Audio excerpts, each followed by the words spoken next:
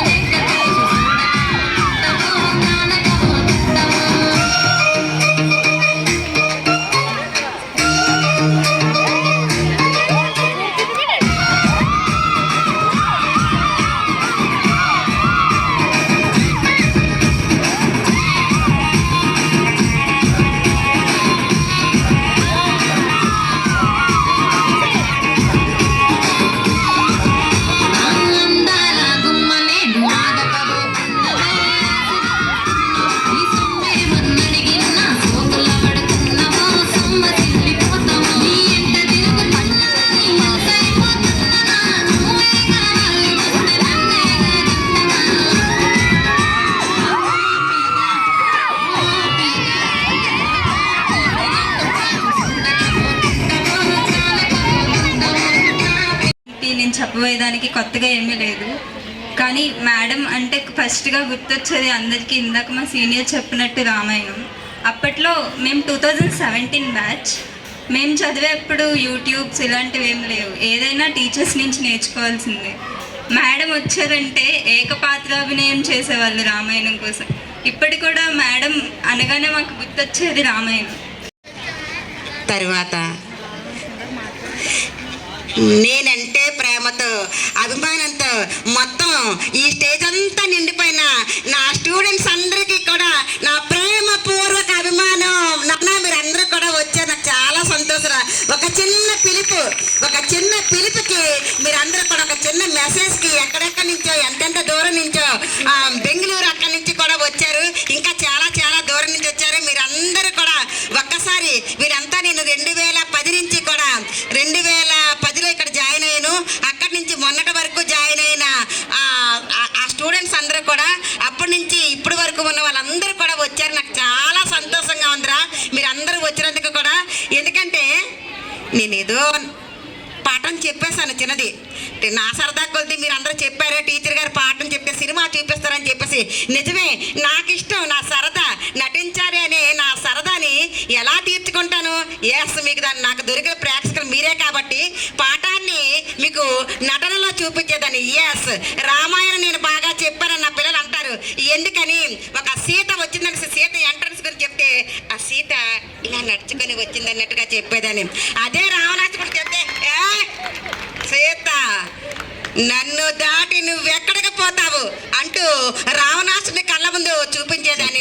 అదే రాముడు బాణం పట్టుకొని సీత వైపు వారకంటూ చూస్తుండగా అలా ఏ పాత్ర అయితే ఆ పాత్రని నేను మా స్టూడెంట్ ఉందా చెప్పాడు ఏకపాత్ర అభినయంగా చేసేవారని చెప్పేసి ఆ విధంగా నాలో ఉన్న నటన కాంక్షని మీ ముందు ప్రదర్శించాను.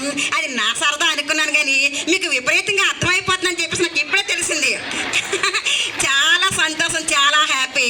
నిజంగా సినిమా యాక్టర్ చిరంజీవికో ఇంకెవరికో ఫ్యాన్స్ ఉంటే ఉండొచ్చు కాక, కానీ నాకు ఉన్నారు ఫ్యాన్స్ నా స్టూడెంట్.